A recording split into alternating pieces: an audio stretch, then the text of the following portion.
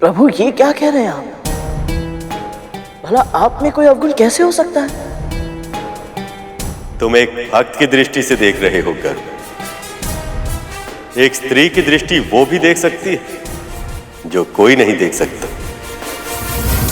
और जब उसे अपने जीवन साथी का चयन करना हो तो सर्वश्रेष्ठ से कम कुछ भी स्वीकार करने का प्रश्न ही नहीं उठता।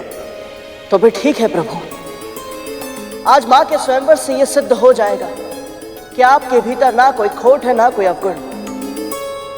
इस समस्त संसार में आपसे उत्तम पुरुष कोई हो ही नहीं सकता। सर्वश्रेष्ठ है आप। गरुड़ सही कह रहा है प्रभु, आपको चिंता करने की तनिक भी आवश्यकता नहीं।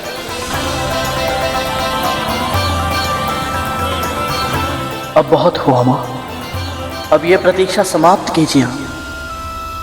क्षमा कीजिए, मैं आप में से किसी के साथ विवाह नहीं कर सकती।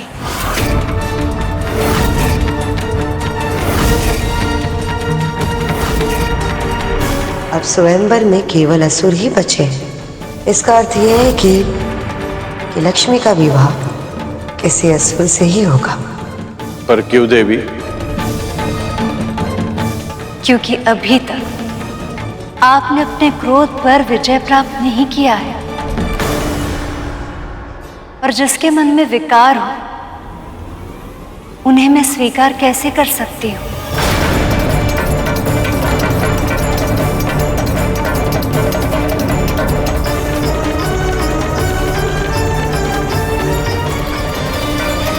देवताओं और सप्तऋषियों तक में अवगुण खोज लिए हैं इन्होंने। यदि हमारी ओर देखेंगे तो अवगुणों की सूची इतनी लंबी बना देंगे जैसे वासुकी की पूंछ। अभी अभी इन देवताओं से संधि हुई है हमारी। इनके सामने हमारी प्रतिष्ठा और सम्मान मिट्टी में मिल जाएगा। ऐसा नहीं होगा। पर क्यों मां? क्योंकि विष्णु प्रिया की दृष्टि में हम इतने अयोग्य हैं कि इन्होंने हम में से किसी की तरफ देखा तक नहीं।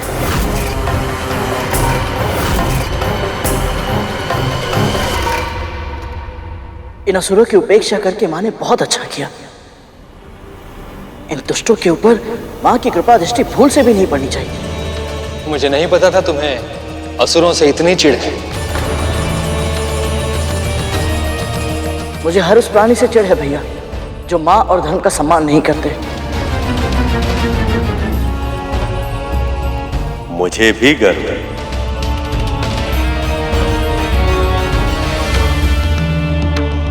मैं इन देवों, ऋषियों और गंधर्व में से किसी का चुनाव कैसे कर सकती हूँ?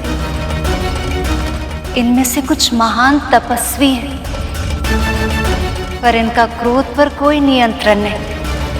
कुछ महान ज्ञानी हैं, पर अब तक पूरी तरह से अनासक्त है। कुछ बहुत बड़े त्यागी हैं, पर केवल त्याग ही तो जीवन से मुक्ति का साधन नहीं हो सकता ना पिताजी। और कुछ अद्वितीय वीर भी हैं, पर वो भी काल के प्रभाव से अछूते नहीं हैं।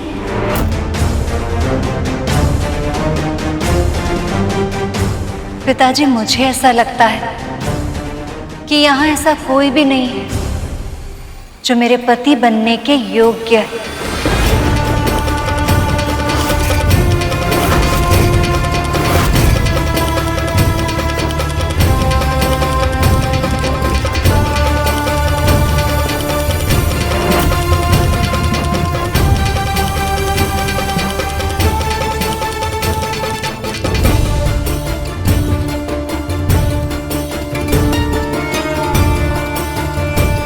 प्रभु, माता ये कैसे कह सकती हैं? अब तो अति हो गई है।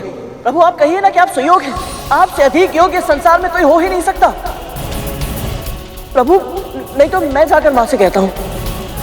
नहीं गरुड़, लक्ष्मी के मन में योग्य और आदर्श पति की छवि क्या है और मैं उस पर खरा उतरता भी हूं या नहीं, ये जाने बिना मैं इनसे कुछ नहीं कह सकता। जब तक लक्ष्मी स्वयं वो सभी गुण मुझ में नहीं देख लेती जो उन्हें अपने पति की छवि में दिखते हैं, तब तक ये मिलन संभव नहीं। इन्हें पति रूप में मुझे पाने की इच्छा प्रकट करनी होगी, तभी मैं अपना प्रेम व्यक्त कर पाऊंगा। इसलिए जब तक ऐसा नहीं होता, तब तक मुझे प्रतीक्षा की पीड़ा सहनी होगी।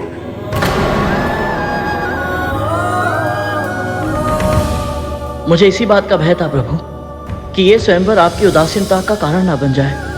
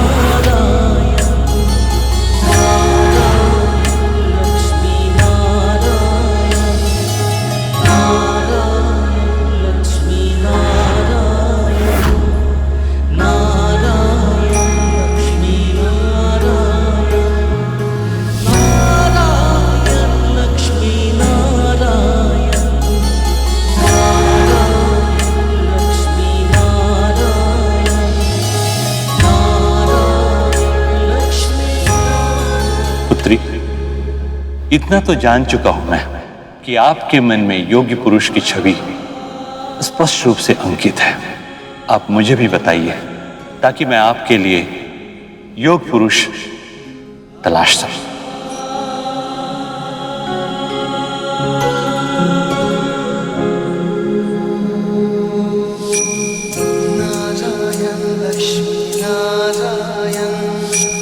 हम क्या ढूंढे इस परम ब्रह्म को जो ये सारा संसार चलाए। ये विरह भी हरि की लीला थी, अन्यथा कैसे बिछड़े वो जो एक श्वास में लक्ष्मी नारायण कहलाए।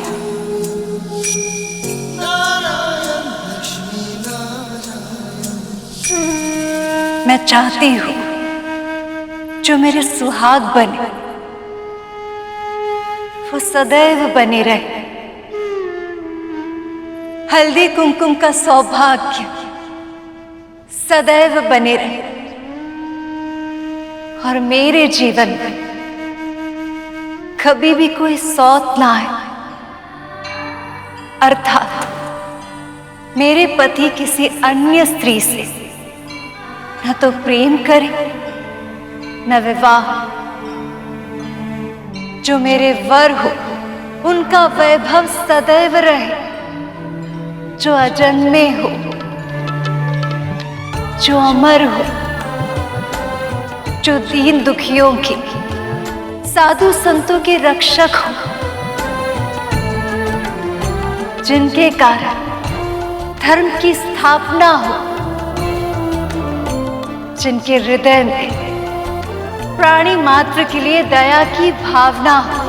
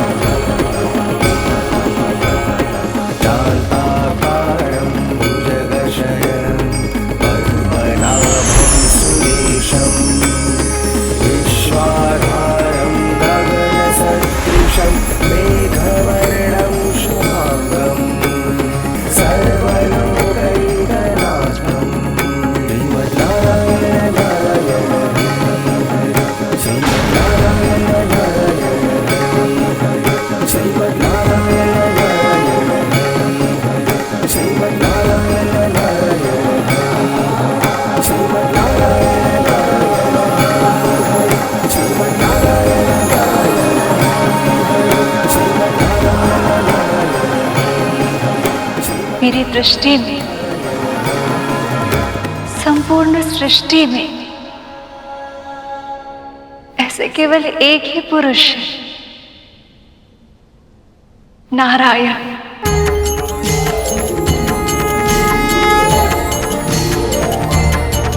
लेकिन मैं इनसे ये जानना चाहती हूँ,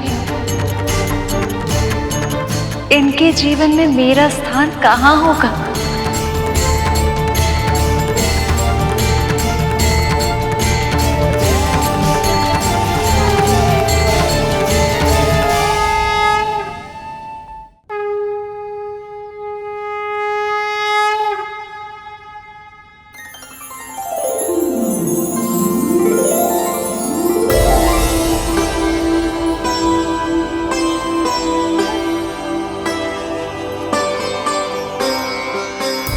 विमाता, विमाता, हमसे बहुत बड़ी भूल हो गई विमाता, हमें क्षमा कर दीजिए। ये क्या कर रहे हो तुम दोनों? उठो, उठो। क्षमा क्यों मांग रहे हो? सत्य यह है कि भगवान दत्तात्रेय ने आपसे पहले हमें दर्शन दिया था। हाँ विमाता, वो तो सिर्फ आपकी परीक्षा ले रहे थे। इसलिए जब भी आपको आवश्यकता थी हम सहायता करने का प्रयास करते थे। तभी हमें पता चला कि आप तो हमेशा से ही सही थी। हमारी माँ ने आपके साथ कितना दुर्व्यवहार किया था, और हमने भी अतीत में आपको कितना तंग किया था ना। हमें क्षमा कर दीजिए विमाता, हमें हमारी भूल का आभास है।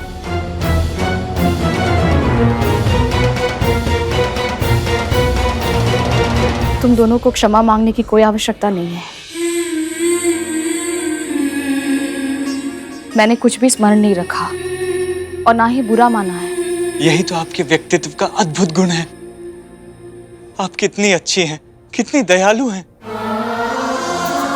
पर हमारी माँ इस योग्य नहीं कि हम। बस, उनके बारे में कुछ भी बुरा मत बोलो। नहीं विमाता, अब सत्य कहने से हम भयभीत नहीं होंगे। केवल हमें ही ऐसा आभास नहीं हो रहा है, स्वयं भगवान दत्तात्रेय को भी ऐसा ही लगा था। इसलिए तो उन्होंने इस रोग का उपचार स्वयं ही कर दिया। कहना क्या चाहते हो तुम दोनों? अब से जब भी माता आपको सताएगी तो उनके चेहरे पर एक काला धब्बा बन जाएगा। दीदी, रुक जाइए माता। यदि हम ये चाहते हैं हमारी माँ धर्म के पथ पर लौट आए, तो यह आवश्यक है कि उन्हें यह दंड मिले, तभी तो वो अपनी भूल पहचान पाएंगी। इसलिए हम आपसे विनती करते हैं कि इस बारे में हमारी माँ को कुछ भी ना पता चले, और आपकी मुक्ति के बारे में तो बिल्कुल भी नहीं। हाँ विमाता, हम जानते हैं, और सत्य कहें तो हम दोनों भी यही चाहते हैं कि आपको इस यातना से शीघ्र ही मुक्ति मिल जाए। लेकिन ये तभी हो पाएगा जब आप इस बारे में किसी को नहीं बताएंगी। वचन दीजिए विमाता, आप इस बारे में कुछ नहीं कहेंगी।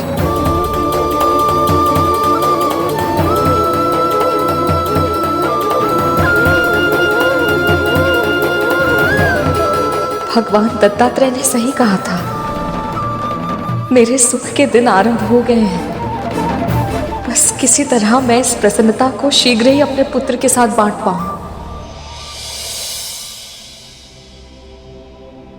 आपका केवल एक ही स्थान हो सकता है देव, मेरा हृदय,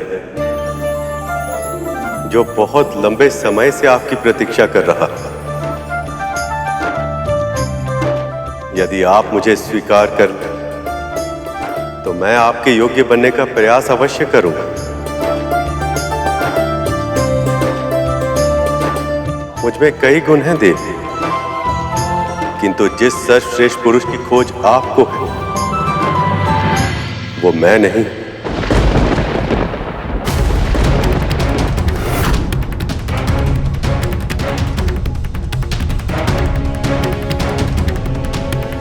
क्योंकि मैं तो सर्वश्रेष्ठ तब तक नहीं बन सकता जब तक आप मेरे साथ ना हो।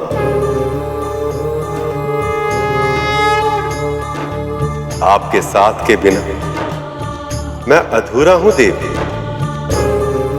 आपका साथ ही मुझे पूर्ण बनाता। मेरा उत्साह आपकी मुस्कुराहट से, मेरा बल आपके प्रेम से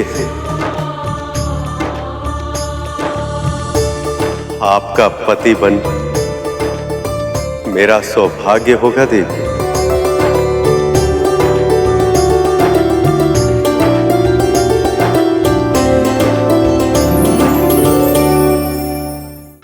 कमलासिनी सद्दिदायिनी ज्ञान विकासिनी गानमाये अनुदित मर्चित कुमकुम धूसर भूषित वासित वाघनुते कनकधरा स्तुति वैभव वंदित शंकर देशिक मान्य पदे जय जय हे मधुसूदन कामिनी विजय लक्ष्मी परिपालय मां।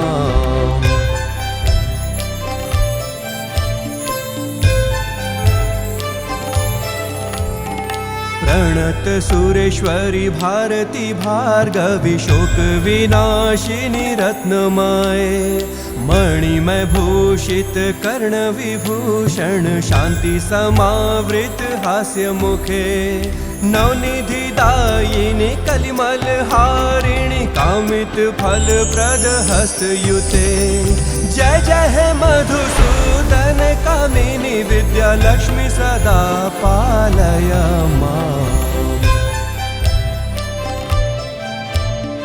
वेद पुराण इतिहास सुपूजित वैदिक मार्ग प्रदर्शयुते जय जय हे मधुसूदन कामिनी धन लक्ष्मी रूपेण पालय मां। श्लो अष्टलक्ष्मी नमस्तुभ्यं वरद काम रूपिणी विष्णु वक्षः स्थलारूढे भक्त मोक्ष प्रदायिनी श्लो शंख चक्र गदा हस्ते विश्वरूपिणी ते जयः जगन्मात्रे च मोहिन्यै मंगलम शुभ मंगलम।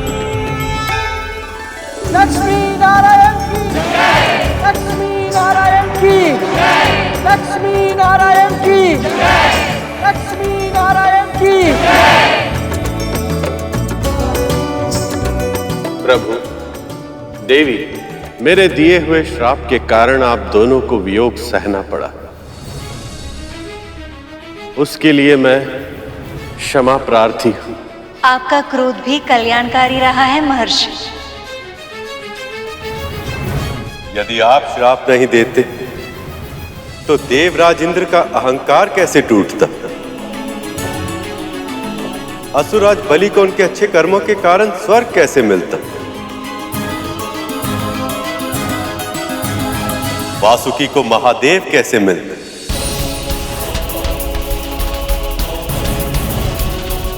और संसार को वो अमृत कैसे मिलता जो शीघ्र ही उन्हें मिलने वाला है? मिलने वाला है, मिलने वाला है, यही कह कहकर शर्म करवाए जा रहे हैं।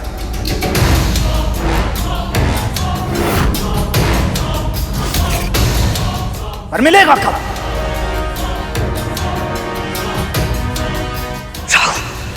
कितनी बार कहा है तूने महर्षि दुर्वासा के सामने सोच समझ के बोला करो, कहीं ऐसा ना हो अमृत के स्थान पर तुम यहां से श्राप लेकर लौटो।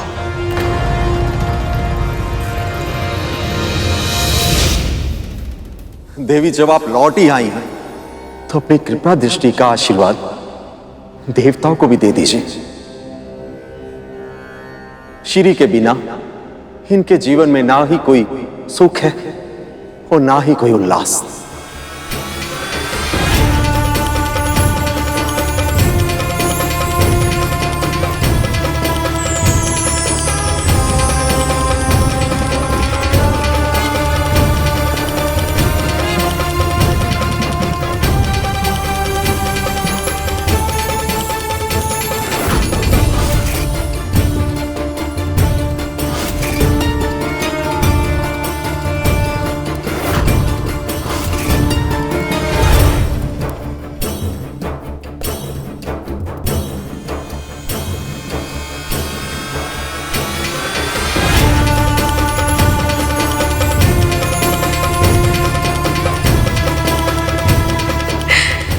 धन्यवाद देवी, अशेष धन्यवाद।